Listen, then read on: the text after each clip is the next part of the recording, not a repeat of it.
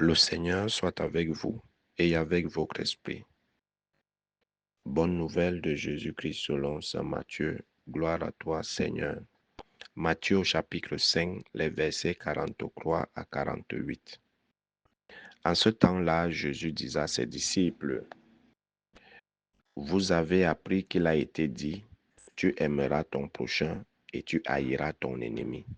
Eh bien, moi je vous dis, aimez vos ennemis et priez pour ceux qui vous persécutent, afin d'être vraiment les fils de notre Père qui est aux cieux, car il fait lever son soleil sur les méchants et sur les bons. Il fait tomber la pluie sur les justes et sur les injustes. En effet, si vous aimez ceux qui vous aiment, quelle récompense méritez-vous? Les publicains eux-mêmes n'en font-ils pas autant? Et si vous ne saluez que vos frères, que faites-vous d'extraordinaire? Les païens eux-mêmes n'en font-ils pas autant? Vous donc, vous serez parfaits, comme votre Père céleste est parfait. Acclamons la parole de Dieu. Louange à toi, Seigneur Jésus. Bien-aimés de Dieu, chers frères et sœurs en Christ, loué soit Jésus-Christ. Loué soit le saint nom de Jésus-Christ. Bonjour à tout le monde. Aujourd'hui, samedi, et comme de coutume, nous faisons mémoire de notre mère, la très sainte et immaculée Vierge Marie. Elle dont nous devons suivre l'exemple, les pas. Et aujourd'hui, le Seigneur nous fait cette déclaration. Comme nous le dit le livre du Deutéronome. Aujourd'hui, le Seigneur ton Dieu te commande de mettre en pratique ses décrets et ses ordonnances. Tu veilleras à les pratiquer. Le Seigneur nous commande de mettre en pratique ses décrets, ses commandements et de veiller à les pratiquer de tout notre cœur, de toute notre âme. Et on a obtenu du Seigneur cette déclaration. Lui sera ton Dieu, il sera notre Dieu. Il sera notre Dieu et nous, ce que nous avons à faire, c'est de suivre ses chemins. Et comment suivre le chemin du Seigneur? C'est garder ses décrets, ses commandements et ses ordonnances et écouter sa voix. Voilà tout ce que le Seigneur nous demande. Et le psaume que nous méditons aujourd'hui, le psaume 118 ou 119, suivant les éditions des Bibles que nous avons, l'entière de ce psaume nous dit « Heureux ceux qui marchent suivant la loi du Seigneur. Heureux ceux qui marchent selon la loi du Seigneur. » Ça veut dire que ceux qui marchent selon la loi du Seigneur, le Seigneur est leur Dieu. Le Seigneur est leur Dieu. Et ils ne manqueront de rien. Et il nous dit, si nous gardons ses commandements, il nous dit, nous devons, c'est un devoir, c'est un impératif catégorique et hypothétique. Nous devons garder tous ses commandements. Et il fera dépasser en prestige, en renommée et en gloire. Donc on aura tout cela. C'est pour ça qu'on dit, cherchez d'abord le royaume de Dieu, le reste vous sera donné en surabondance. C'est ce que le Lévitique semble nous redire en d'autres termes. Alors, on aime aller de gauche à droite. On veut la facilité. On veut les prières magiques. On veut les formules de prières magiques. On veut des prières incantatoires pour débloquer une situation, pour faire ceci. Mais personne ne veut mettre en pratique les décrets, les commandements et les ordonnances du Seigneur. Personne ne veut même écouter sa voix. Déjà que notre monde d'aujourd'hui étouffe la voix de Dieu. Ne veut même pas que Dieu murmure. Donc on met tout en œuvre pour étouffer la voix de Dieu dans nos cœurs, pour effacer Dieu dans nos vies. On met tout en œuvre au point où on ne sait plus qu'est-ce qui est bien. On falsifie tout. On falsifie tout maintenant. On falsifie tout. Tout simplement pour que Dieu ne soit plus au centre de nos vies, de nos pensées, de nos préoccupations. Alors, mais lorsque Dieu n'est plus au centre de nos préoccupations, de nos pensées, alors on s'attend à quoi? À une vie meilleure, on s'attend à être exaucé, on s'attend à quoi? Si on passe le temps seulement à appeler le Seigneur quand ça va mal, Mais est-ce que tu écoutes sa voix? Non. Est-ce que tu mets en pratique ses décrets, ses ordonnances, ses commandements? Est-ce qu'on veille même à pratiquer la loi de Dieu? La loi de Dieu, c'est les 10 commandements, les 10 paroles de Dieu. 10. 10. Est-ce qu'on les met en pratique? Je ne pense pas. Il y en a certains qui n'ont même plus, qui ne connaissent même plus les 10 commandements. Les chrétiens sont chrétiens aujourd'hui, mais ne connaissent pas leur devoir de chrétiens. Ne connaissent pas et ne les remplissent même pas. Alors, vous voulez quoi? Les décrets du Seigneur, tu ne les respectes pas. Ses ordonnances, tu ne les respectes pas. Ses commandements, tu ne les respectes pas. Sa voix, tu n'écoutes pas. Est-ce qu'il suffit seulement d'aller à la messe dimanche, s'asseoir à l'église et ressortir? Comme aujourd'hui, il y a un terme qu'on qualifie certains chrétiens, les chrétiens indépendants, c'est-à-dire qui n'appartiennent à aucun mouvement d'action catholique dans l'église. C'est-à-dire, c'est les chrétiens du dimanche, il vient le dimanche, la messe finie, il rentre chez lui. Il s'en fout de ce qui se passe, comment l'église fait pour vivre, comment l'église fait pour être propre, comment on fait pour faire ceci. Il ne s'intéresse à rien. Il ne s'intéresse à rien. Et on va dire qu'on mène une vie chrétienne.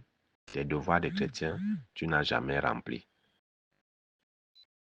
Les commandements du Seigneur, tu ne les pratiques pas, tu ne les connais même pas. Mais tu dis que tu es chrétien et on veut être heureux. Et pourtant, le psaume nous dit, heureux ceux qui marchent suivant la loi du Seigneur.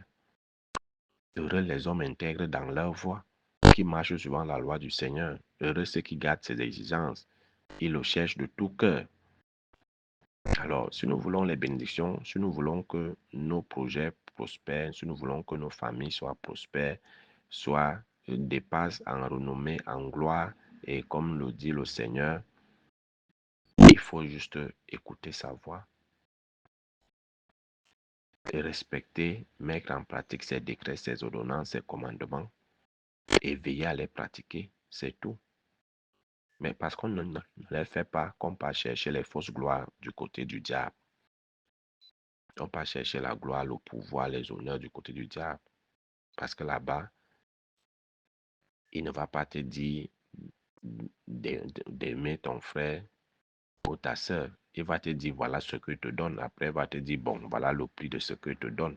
Et là, tu es contraint de marcher, d'écraser, d'éteindre tes frères et sœurs, de les sacrifier. Mais Dieu ne te demande pas tout ça. Il te demande juste d'écouter sa voix, de mettre en pratique ses ordonnances, ses décrets, ses commandements et de les pratiquer. C'est tout ce qu'il attend de nous. C'est tout ce qu'il attend de nous. Et si nous écoutons la voix du Seigneur, si nous mettons en pratique ses commandements, ses décrets, ses ordonnances, on ne va pas se détester. On ne va pas s'entretuer. On ne va pas se faire du mal. Hier, on nous disait ce que tu ne veux pas faire à l'autre,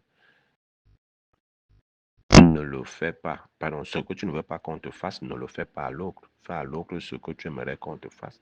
Et aujourd'hui, le Seigneur nous dit, comme il est venu par faire la loi, il vous a été dit, tu haïras ton ennemi.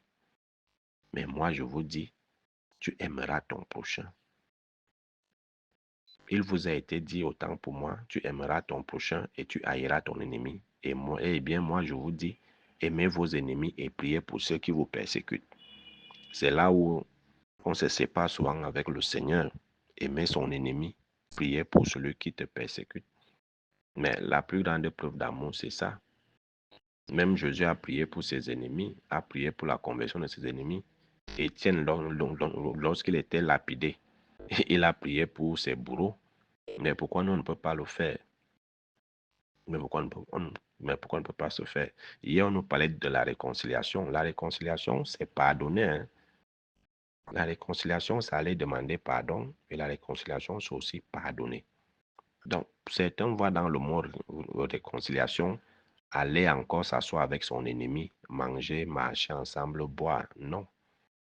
Le Seigneur t'a révélé le visage de ton ennemi, de ceux qui te veulent du mal. Puisqu'ils sont dans le camp du mal. C'est comme si le Seigneur te dit, voici le diable.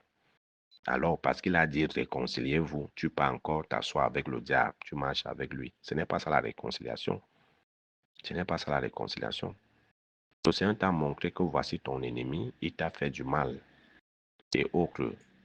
toi, la réconciliation que le Seigneur attend de toi, c'est que tu lui pardonnes. Que tu lui pardonnes véritablement et tu passes dessus. Et si c'est toi qui as commis le tort, que tu ailles demander pardon. C'est ça la réconciliation.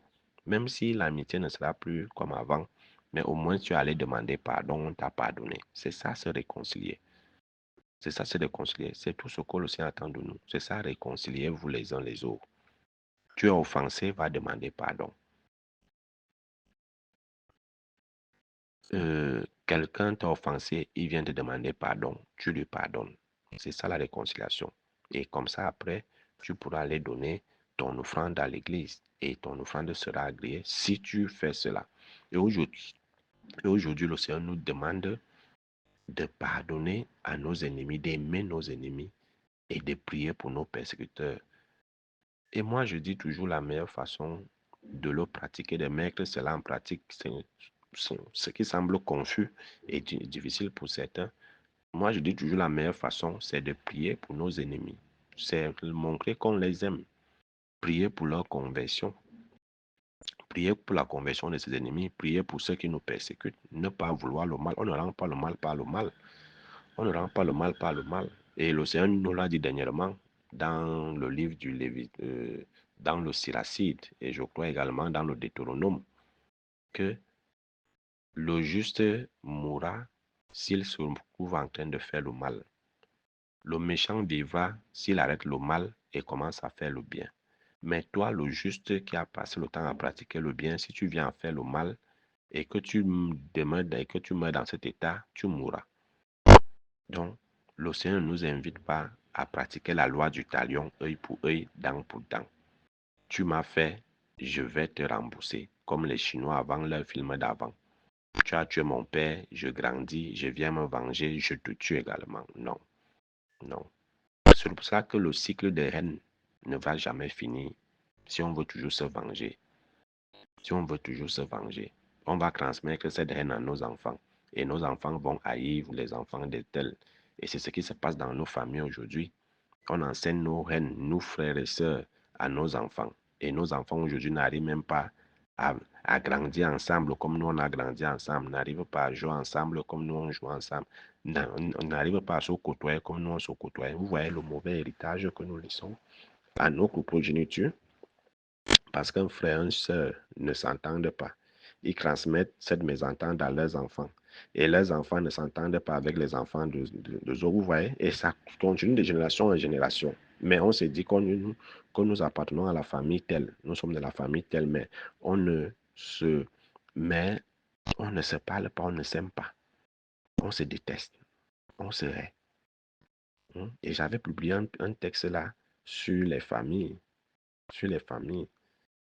Où on fait semblant, mais c'est quand quelqu'un meurt qu'on vient faire l'hypocrisie. Et pourtant, on sait bien qu'on ne se parle pas, que nos enfants ne se parlent même pas, ne se côtoient pas.